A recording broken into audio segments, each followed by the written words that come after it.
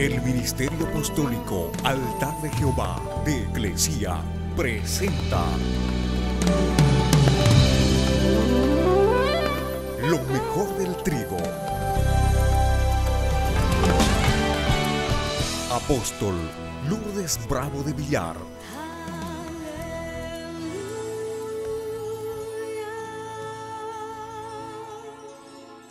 ¿Cuántos tienen temor del día de mañana?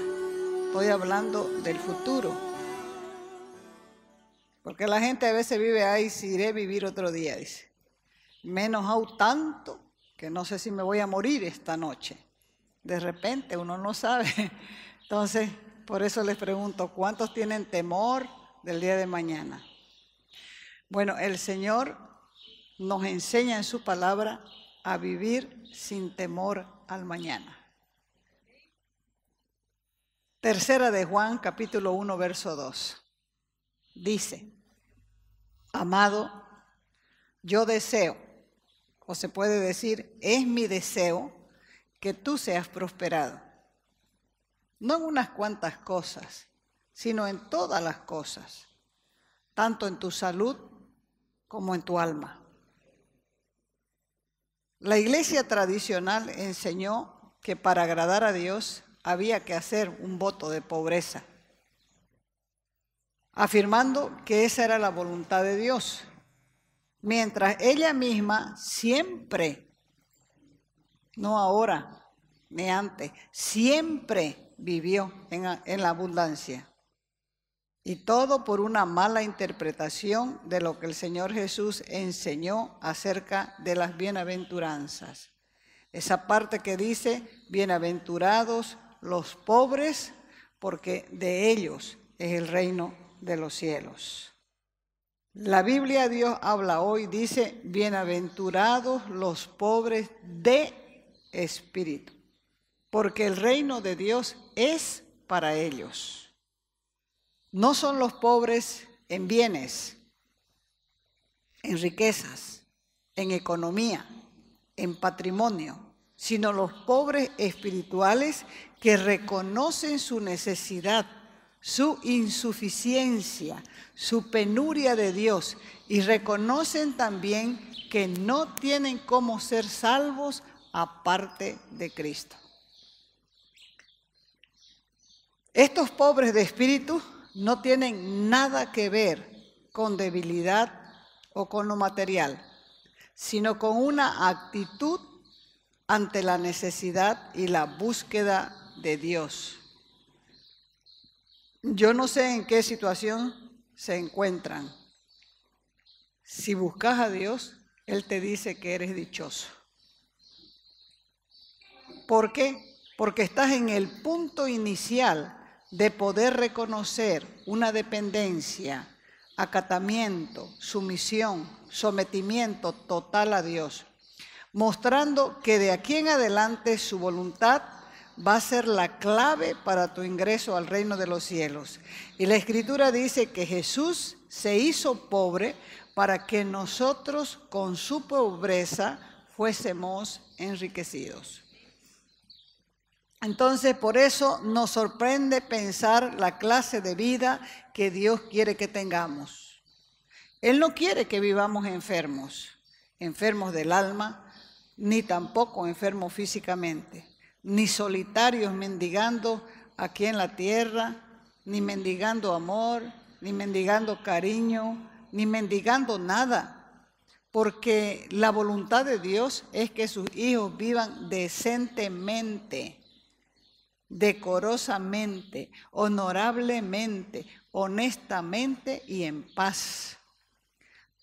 ¿Cómo? Disfrutando de su cuidado, con salud, de acuerdo a este deseo.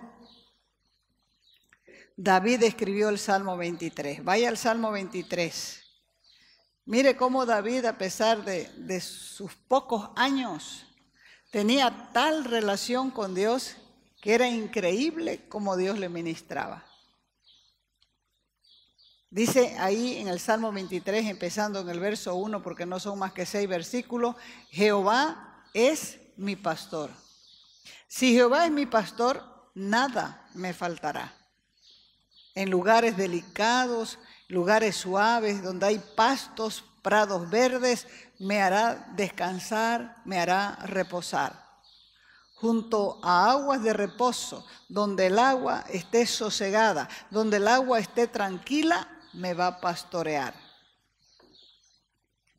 Reconfortará, renovará, vivificará mi alma. Me guiará, me enviará por sendas, por caminos, por rutas de justicia, por amor de su nombre. Y aunque ande en valle de sombra de muerte, no voy a temer mal alguno, porque sé, le decía David a Dios, que tú estás conmigo. Es tu vara y tu cayado que me infunden aliento. Preparas mesa delante de mí, aún en presencia de mis angustiadores. Y unges mi cabeza con aceite, y mi copa rebalsa, fluye, se desborda. ¿Por qué? Porque el bien y la misericordia tuya, tu clemencia, tu compasión, me van a seguir todos los días de mi vida. Y en la casa de Jehová moraré, viviré, habitaré por largos días. Ahora, aquí se ve el cuidado y la atención y la provisión permanente de Dios a pesar de los contratiempos que conlleva el bien en esta tierra. ¿Será posible vivir sin que nos falte nada en este mundo donde hay tanta pobreza, donde hay tanta necesidad? Vamos a comprobarlo. La clave es entender la revelación de que Dios no solamente es Salvador, también es nuestro pastor. En lo natural, la oveja no tiene que afanarse, no tiene que preocuparse por conseguir pasto cada día. Su única tarea es oír la voz de su pastor y seguirlo donde quiera que él la guíe. Es el pastor que las lleva a las ovejitas y cuando uno las ve en vivo, se da cuenta lo que tiene que caminar el pastor con sus ovejas para que la oveja pueda disfrutar, aunque sea de una brizna de pasto. Porque no es como aquí, verde acá, es pelado el cerro. Y una briznita así, media verde opaca, media seca, donde ellos se paran, se comen eso lentamente y recién después de que se terminan todo, comienzan a avanzar otro poquito. Entonces la clave aquí es oír la voz de su pastor y seguirlo donde él quiere que la guíe. Ningún buen pastor va a permitir que una de sus ovejas se muera de hambre. Si esto es así en lo natural, más cuidado se debe tener en lo espiritual. Jesús dijo, el buen pastor da su vida por las ovejas. Uno de los grandes ministerios de la iglesia es precisamente el pastoral. ¿Por qué? Porque Dios mismo la ha enviado a apacentar la grey de Dios. En la iglesia primitiva hubo una gran necesidad de pastores para que enseñen la doctrina a la iglesia, porque la misión evangelística fue despertada en Pentecostés. Así que mientras se esparcían por toda Judea, Samaria y todas las naciones vecinas, los nuevos convertidos necesitaban quien los pastoree y quien les guíe en el nuevo camino de la fe. Todos los ministerios son complementarios. Ningún ministerio es superior a otro. Efesios capítulo 4, verso 15. Ahí Pablo entendía tan bien estas cosas que Dios le dio el privilegio de escribirlas a la iglesia. Efesios capítulo 4, verso 15 dice, sino que siguiendo la verdad en amor. Es difícil seguir la verdad en amor. Al principio todo es amor, pero cuando uno deja de mirar para arriba, mira hacia abajo y ya comienza a mirar los defectos de los demás. Pero al principio a uno no le importan esas cosas. ¿Por qué? Porque está siguiendo la verdad en amor. Por eso decía Pablo, siguiendo la verdad en amor, crezcamos en todo en aquel que es la cabeza. ¿Quién es la cabeza? Cristo. Esto es Cristo, de quien todo el cuerpo, ¿y el cuerpo qué es? La iglesia, en quien todo el cuerpo, bien concertado, establecido, unido, fundido, ensamblado entre sí, por medio de las coyunturas, las articulaciones, las junturas, que se ayudan mutuamente, solidariamente, según la actividad, diligencia, agilidad propia de cada miembro, de cada pieza, recibe su crecimiento para ir edificándose o construyendo en amor. ¿Habrá algo que el buen pastor no haga por sus ovejas? Todas las cosas del cielo y la tierra, cualquiera que sean, no son tan grandes como para perder de vista el gran amor de Dios al hombre. Y si Él nos dio a su Hijo, ¿cómo no nos dará las demás cosas si estamos en Él? Los problemas que tenemos no causan disminución del amor de Dios al hombre, porque Dios no decrece, no disminuye, ni cambia su conocimiento, sus planes y sus principios morales. Todos siguen siendo los mismos. Así que cualquier posibilidad de cambio en Él queda excluido, sencillamente porque Dios no está sujeto a cambio. Ni su ser, ni sus atributos, ni sus planes, ni sus promesas, ni su amor. Así que podemos tener la seguridad, como dice su palabra, que Él nos ama con amor eterno, y podemos también tener fe y confianza en Dios de que ya sea en lo espiritual o en lo natural, Dios tiene la provisión para nosotros. Ahora, si crees esto, entonces tu confianza va a crecer en Él. Pero si no lo crees, no puedes crecer. Siempre vas a estar mirando tu miseria y nunca vas a poder mirarlo a Él. De eso depende.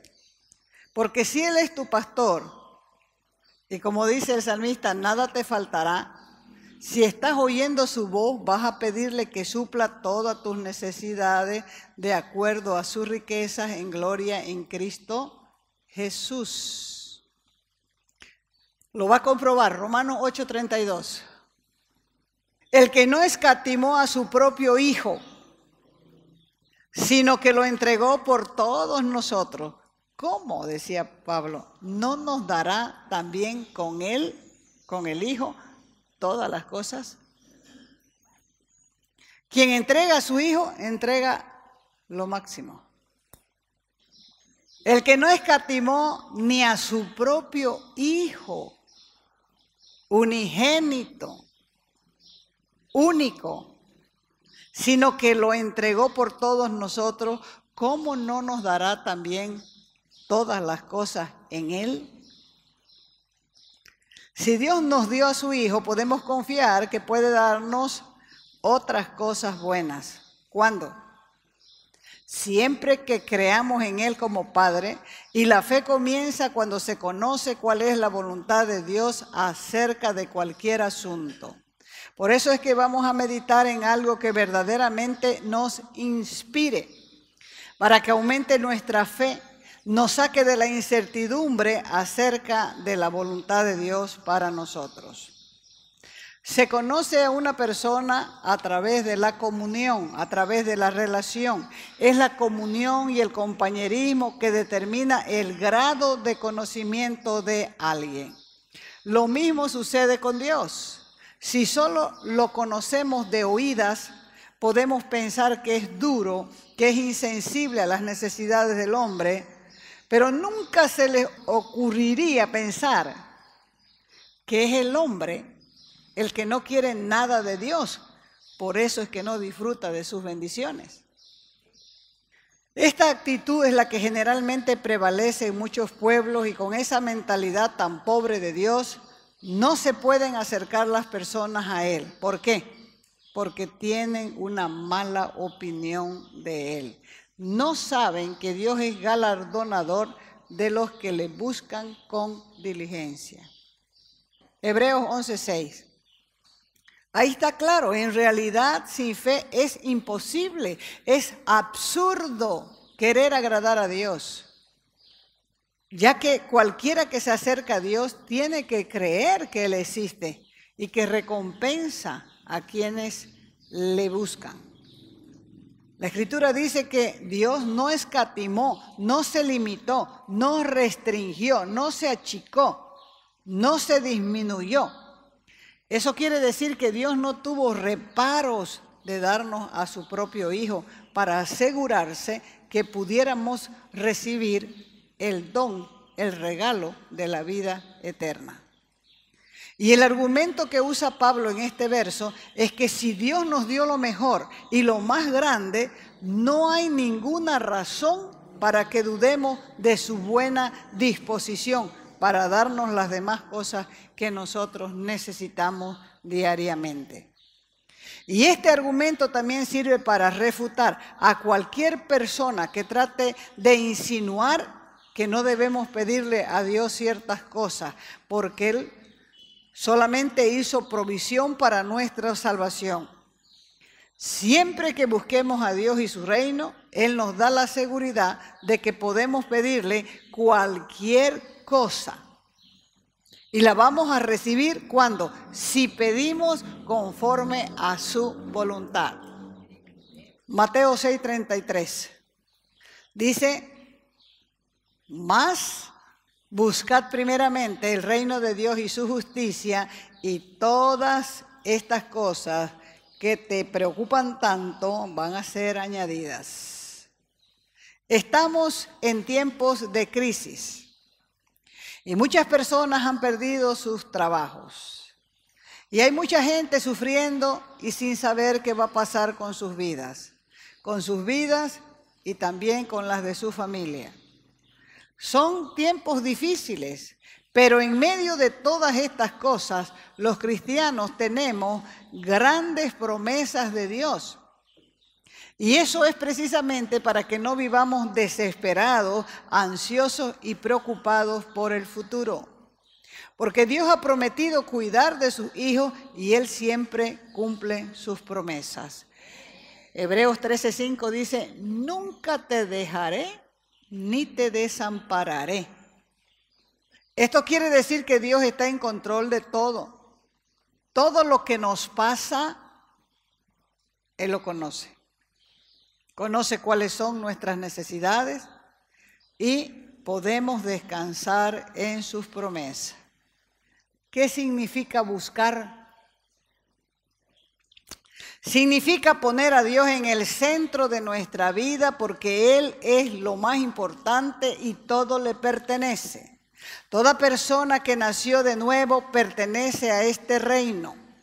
Este reino no tiene fin. El reino de Dios es una realidad y tenemos la responsabilidad como ciudadanos del reino de aprender a vivir dentro de Él, de tal manera que otras personas reconozcan que sobre nuestra vida operan ciertos principios que nos hacen totalmente diferentes por el hecho de ponerlos en práctica, y por esa causa, por poner en práctica los principios del reino, hay recompensa. Esta búsqueda tiene que ver con la fe y el conocimiento que se tenga de Dios. ¿Para qué? Para convertirnos en buscadores del reino. Jesús dijo: pidan, venga tu reino. La gente no pide que venga el reino de Dios. Dicen que saben orar, pero no saben orar. Pero el modelo de oración lo dejó Dios en su palabra. Padre nuestro que estás en los cielos, santificado sea tu nombre. Venga tu reino. Venga tu reino. ¿Por qué? Porque en esta búsqueda tenemos que ser insistentes. Porque en el reino de Dios es el insistente que logra muchas cosas. El débil, el panada, se rinde rápido. Le da flojera buscar.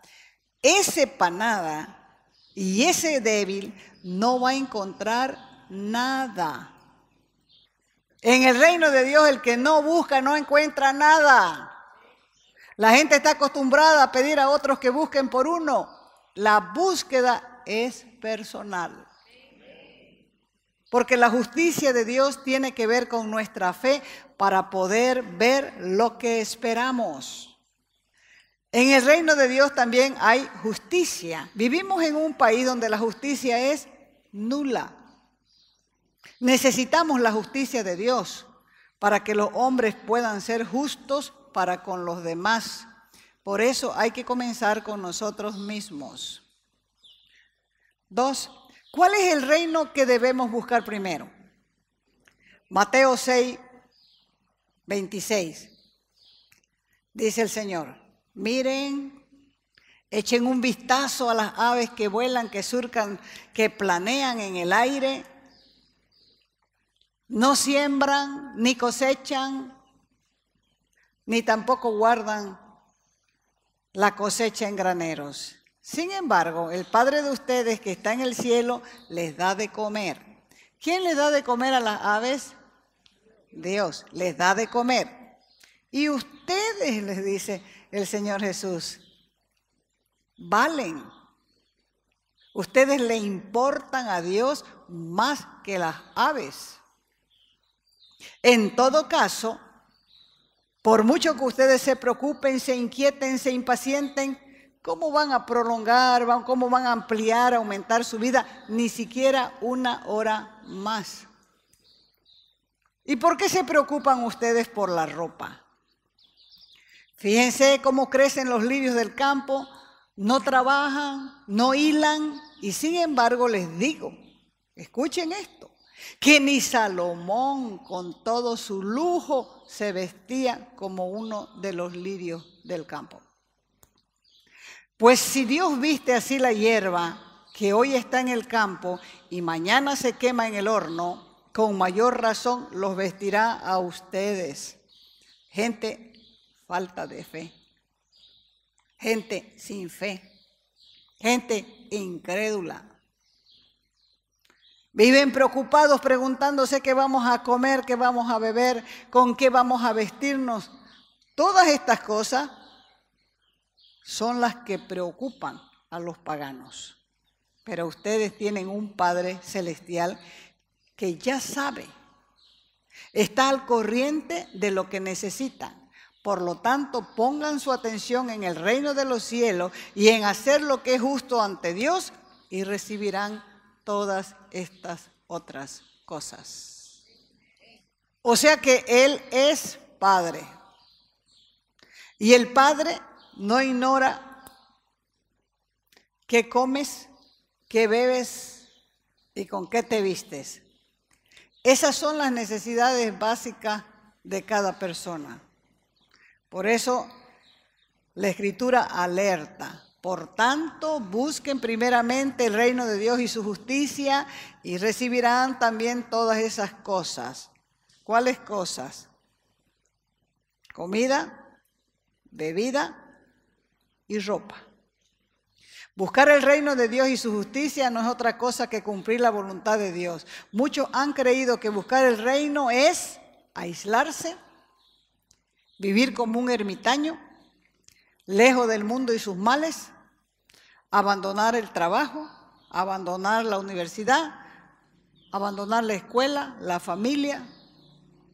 Buscar el reino, escúchelo bien, es someter cada una de esas áreas de nuestra vida a la voluntad divina. Es consagrar todas esas áreas para que en ellas sea glorificado Dios y de esa manera su reino se establezca en la vida humana expandiéndose a través nuestro con una vida con principios.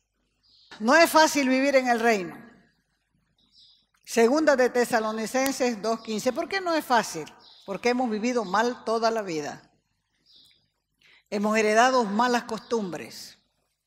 Pablo les dijo a los tesalonicenses, así que hermanitos, permanezcan, persistan firmes.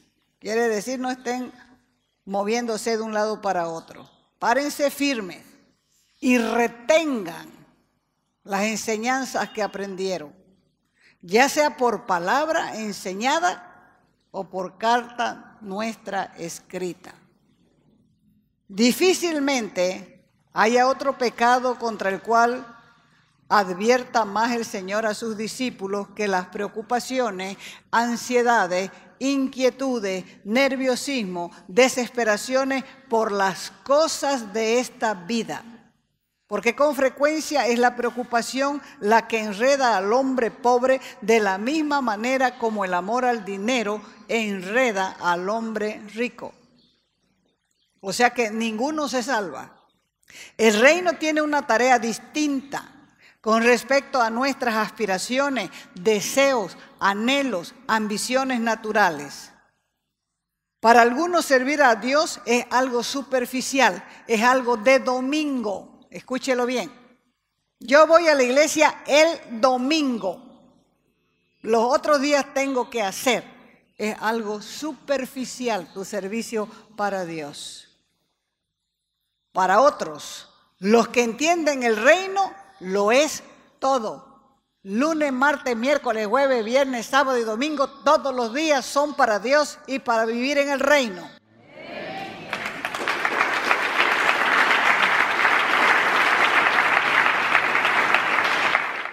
Porque dice la Escritura que el que peca no ha conocido a Dios. El reino es para conquistadores de su propia tierra, su propia vida.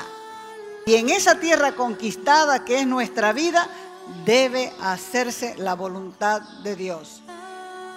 O sea que Dios nos transforma en agentes de cambio. Y esa es la invitación para hombres y mujeres de reino. Que una vez sean conquistadores de su propia tierra, puedan dar grandes frutos llevando a otros al reino. Pónganse de pie.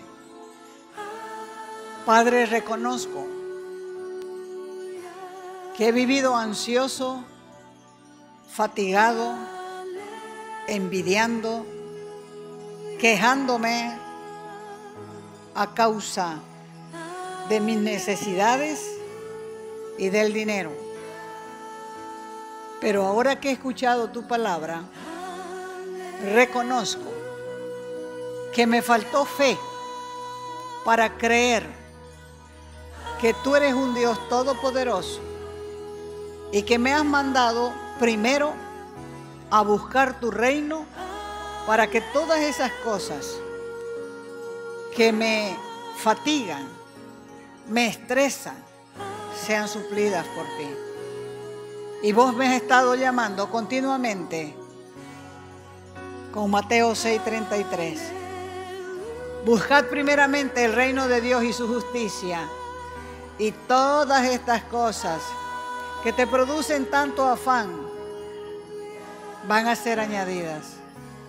Quiero pedirte ayuda para buscar con diligencia, para pararme firme en tu palabra, porque yo quiero disfrutar de las bendiciones que tienes para los que te buscan. En el nombre de Jesús. Amén y amén.